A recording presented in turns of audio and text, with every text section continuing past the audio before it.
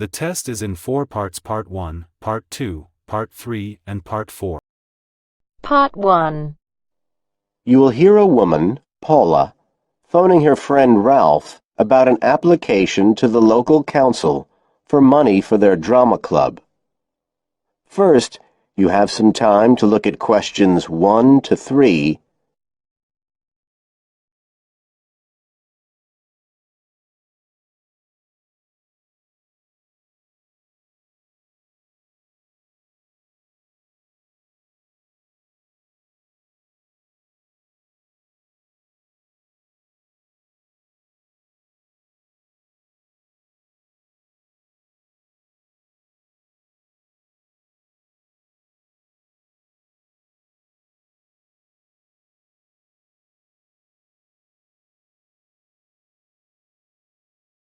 Now we shall begin. You should answer the questions as you listen, because you will not hear the recording a second time. Listen carefully and answer questions 1 to 3.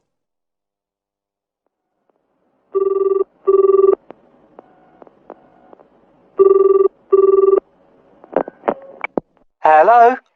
Ralph, it's Paula. Hi. You know I told you we could apply to the local council for money for our drama club. I've got the application form here, but we need to get it back to them by the end of the week. I could send it on to you. You really ought to fill it in as president of the club, but I don't know if it'll get to you in time. Well, you're the secretary, so I expect it's okay if you fill it in. Yeah, but I'd really like to check it together.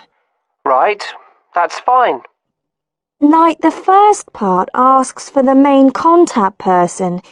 Can I put you there? Sure. Right, so that's Ralph Pearson. Oh, and then I need your contact address.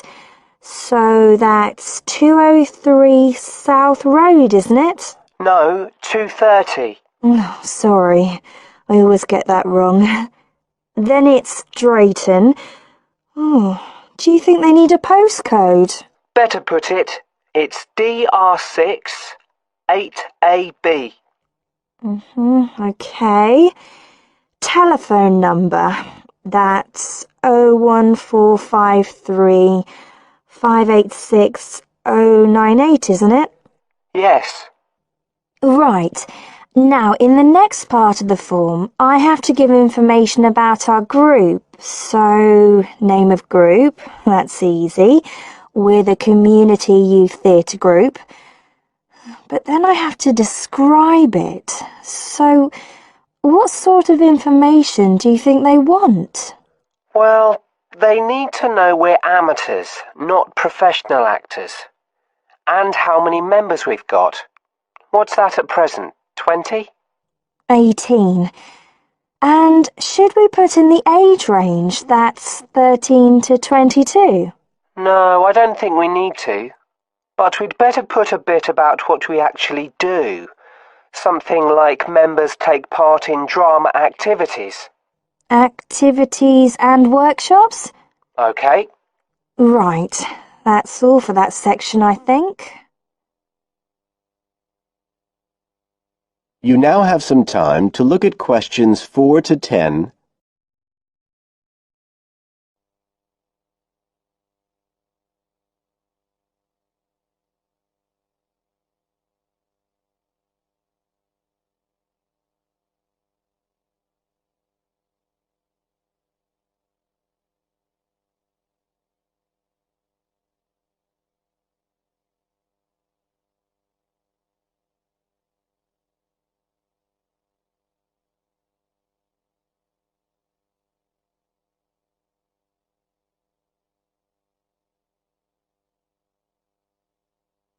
Now listen and answer questions 4 to 10.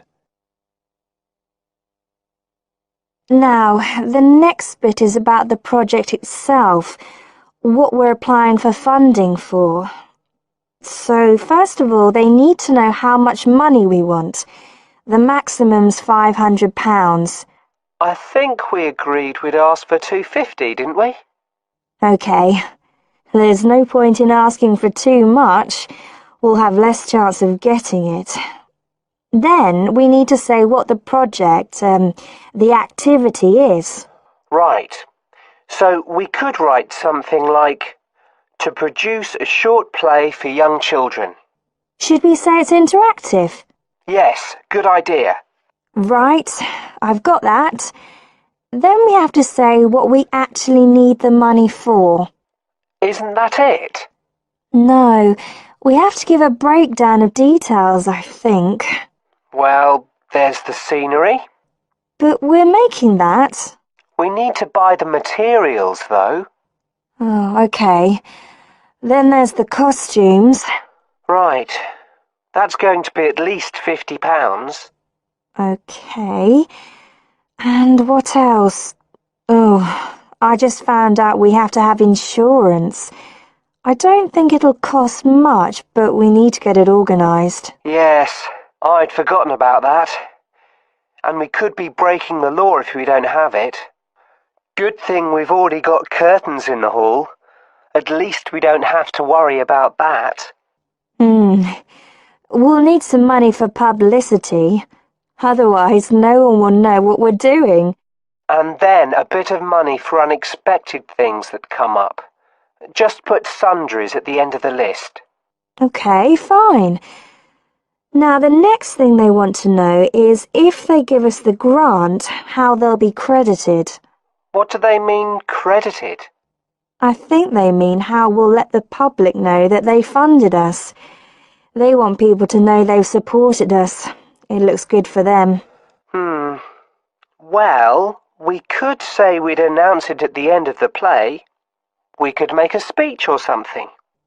They might prefer to see something in writing. We'll be giving the audience a programme, won't we? So we could put an acknowledgement in that? Yeah, that's a better idea.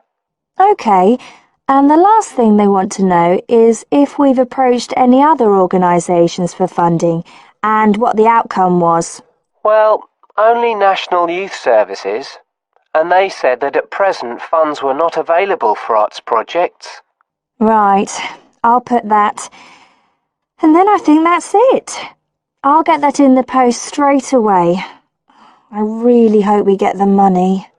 I think we've got a pretty good chance. Hope so, anyway. Thanks for doing all this, Paula. That's okay. See you soon. Bye. Bye.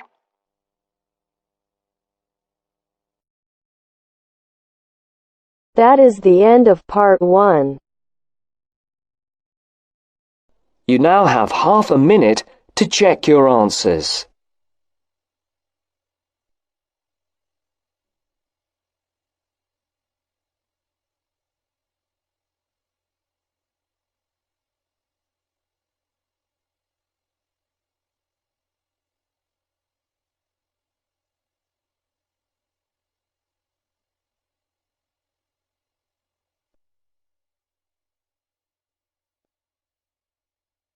Now turns to part 2. Part 2. You are going to hear a teacher helping high school students visiting from an overseas school to fill in a school excursion permission note. First, you have some time to look at questions 11 to 17.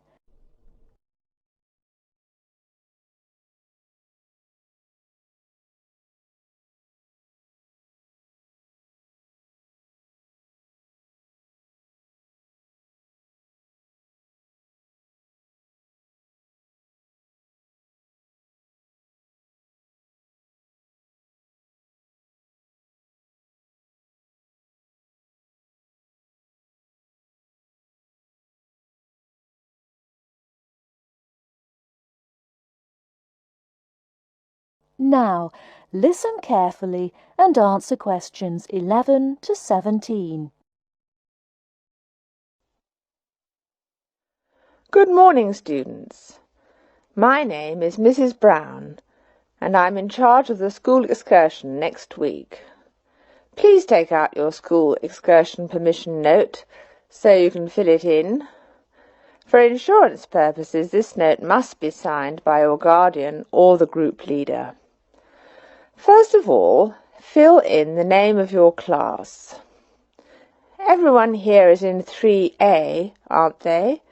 So write 3A where it says class. We're going to the Blue Mountains, which is great.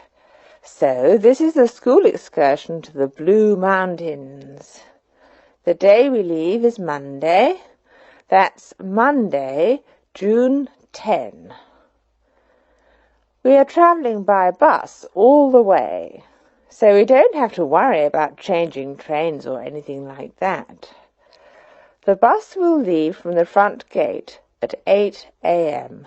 I know we usually use the side gate, but because of the roadworks we will be using the front gate when we leave.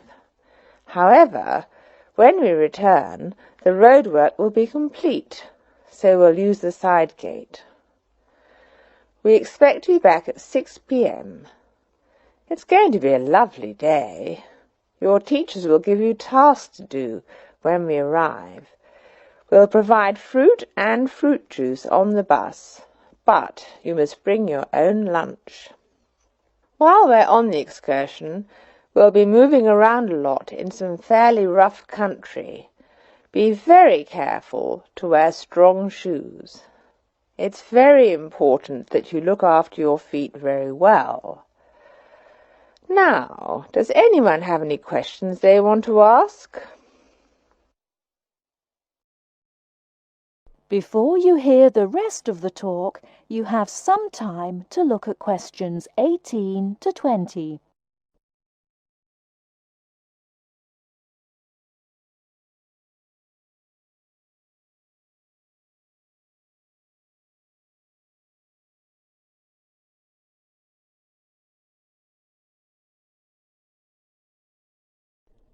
Now listen and answer questions 18 to 20. No questions?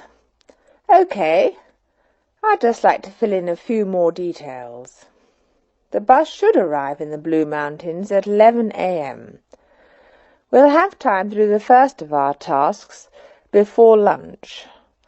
The bus is not a new one, but it does carry one piece of special equipment, a first aid kit.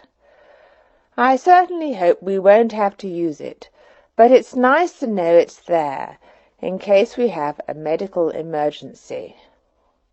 The other class on this excursion is 3B, so I know it'll be a good day. The last time 3A and 3B went out together was a thoroughly successful excursion. That is the end of part 2.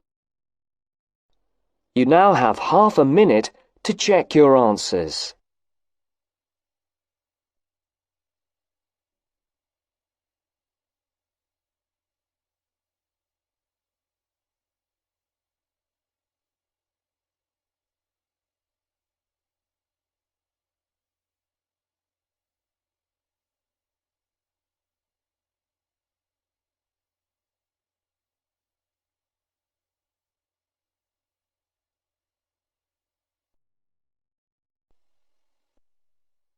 Now turns to part 3.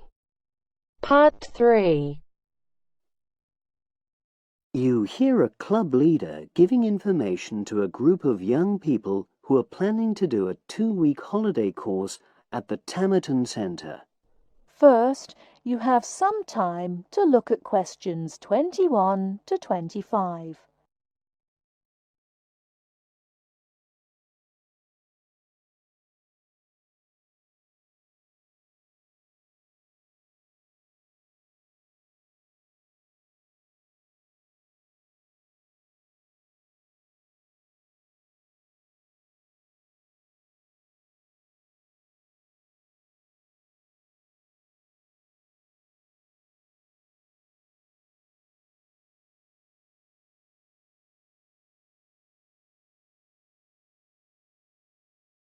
Now listen carefully and answer questions 21 to 25. Hello, everyone. I've been asked to talk to you this afternoon about next month's trip to Tamerton Study Center for the 2-week course. Now, some of the things I'm going to say you may have already heard or read about, but I think it's important to emphasize a few key points. First of all, it's worth reminding you why Tamerton was set up in the first place, in the late 1960s. That was really before all the concern with preserving the environment, which everyone talks about these days. The idea was simply to get people out of the cities and into the country, and to find out that just being outdoors can be very rewarding. This is not going to be a holiday in the usual sense. It's called an adventure course because you'll really be stretched to your limits, but that in itself can be a positive thing. The group I took last year, for example, said that although they actually felt pretty weak and exhausted all the time, it really made them learn a lot about themselves and increased their confidence. And in the end, that's the most important thing. Now, all of you knew about policies at Tamerton before you signed up for it, so you know that in many ways it's quite old-fashioned. You don't have a lot of choice in what you do. But something which I think makes the place so special is that you get to try so many different things every day. For instance, one day you'll do climbing, and the next you'll be surveying rock pools. It's not intended that you become an expert in any of them. It's more like a taster, which you can follow up if you want. And there isn't a lot of free time. Organized activities and talks, etc., go on until 9 p.m., and lights go out at 11 p.m.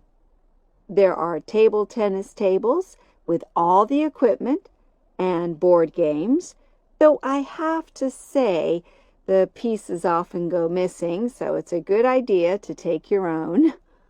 There's a DVD player with a good selection of films suitable for this age group, so don't take yours. Bedtime at 11 p.m. is strictly enforced, and there's a good reason for this. You're all under 18, and we organizers need to know that all group members are accounted for in the house as we close for the night. And of course, you'll be so exhausted anyway that you'll be too sleepy to want to cause any trouble. Before you hear the rest of the talk, you have some time to look at questions 26 to 30.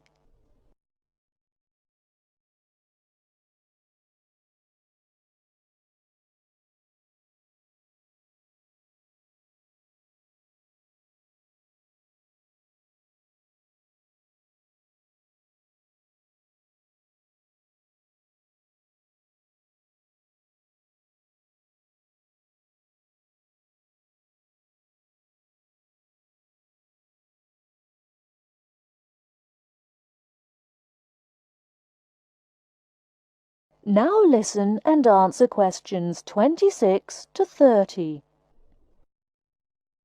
Now, what should you pack?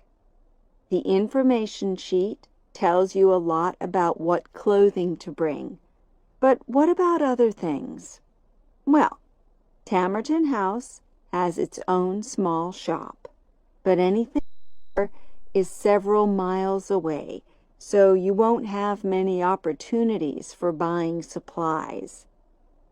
So in this last part of my talk, I'm going to explain what objects you should take with you to the center, what you can take if you want, and also, very importantly, what you cannot take. Several of you came up to me before this talk and asked whether you can take things like kettles or hair dryers. The answer is there are plenty of these electrical appliances available in the center, and they are of the proper voltage and are checked regularly. Yours may not be, so the rules at Tamerton say you can't bring them into the center because it's considered a fire risk. Remember, it's a very old house. Now, another question was about cell phones.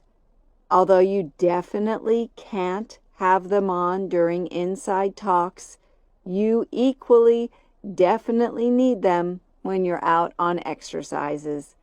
So they're a must, I'm afraid. Anybody who wishes to talk to me about borrowing a phone for the fortnight, please see me after this talk. Now, the weather's heating up at the moment, and you'll be outdoors a great deal. If you wear proper clothing, especially a hat, sun cream is optional. Also, they sell high-factor cream in the shop, so you don't have to take any of your own unless there's a special kind you use. Now, there's a special note about things like deodorants, which come in aerosol cans. I need to tell you that these are banned in the center because apparently they have the habit of setting off the fire alarms. If you want to take an aerosol can, you'll actually be at risk of being told to leave. And finally, people have been asking about whether they need to take towels. Well, the center does provide 1 towel per guest, which you're required to wash yourself. If you're happy with that, then don't bring another. If not, take one of your own. Just remember how much outdoor exercise you'll be doing and how dirty and wet you'll be getting.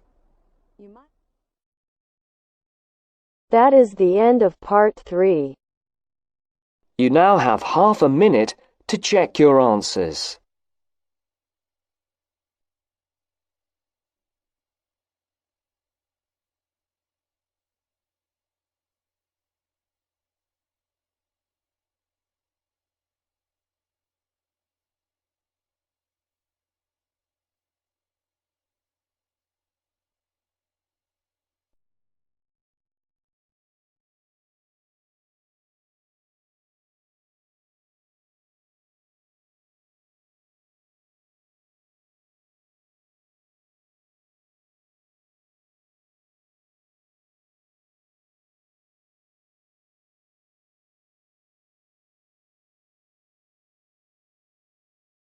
Now turns to part 4. Part 4. Listen to the introduction about Tower Bridge and complete the summary. First, you have some time to look at questions 31 to 40.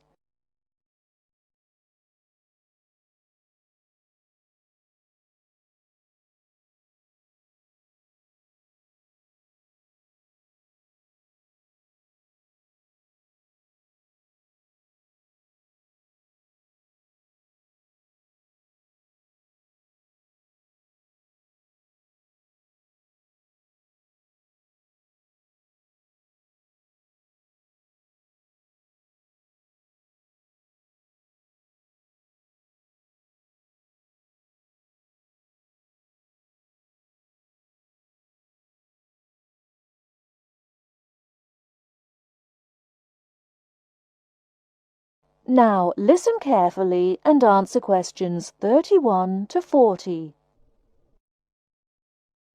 Tower Bridge is located in one of the most interesting parts of London. On either top of the tower, you can get a bird's-eye view of the wonderful scenery all round Tower Bridge. On its south side are many tall old buildings. On its north side stands the Tower of London itself. But Tower Bridge, the first bridge over the Thames, as you travel to London from the sea, is the most famous of them all. Although they look the same age, the tower is almost 1,000 years old, and Tower Bridge, which was built in the 1890s, is just over 100. Because of the tall ships up and down the Thames, it was proposed in 1850 that a bridge across the Thames near the tower was most necessary. However, the designers argued about the new bridge for about 30 years. They took so long because they had two big problems. One is that the new bridge must look like the old tower, and the other is that the bridge must not look like a modern bridge. They made it look like the old tower, so everyone was happy. Besides, the most surprising thing about Tower Bridge is that it opens in the middle, while big ships are going through to the Pool of London. If you're lucky enough to see the bridge with its two opening arms high in the air, you'll never forget it.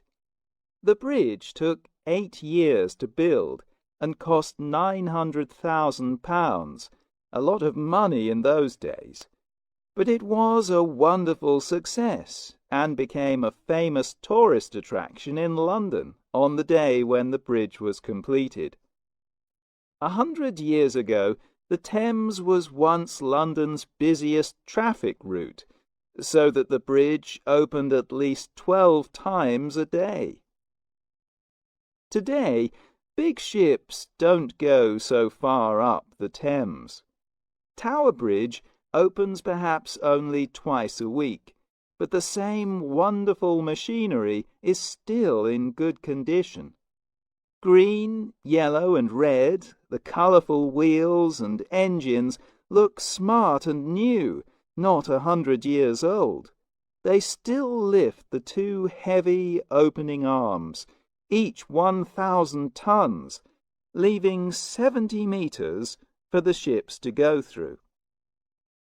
And they still can open and close the bridge in 1.5 minutes. Things are changing greatly now at Tower Bridge. The horses that used to help with pulling have gone, and so have the tugs, for they're no longer necessary. The walkways from one tower to the other at the top of the bridge were closed years ago because so many people jumped off them into the Thames, which is said to open again soon. In addition, the beautiful wheels will be part of a special exhibition for the public to visit. There'll be a restaurant in one of the towers and a pub in the other. But whatever happens in its exciting future, Tower Bridge will always mean London. That is the end of part 4. You now have half a minute to check your answers.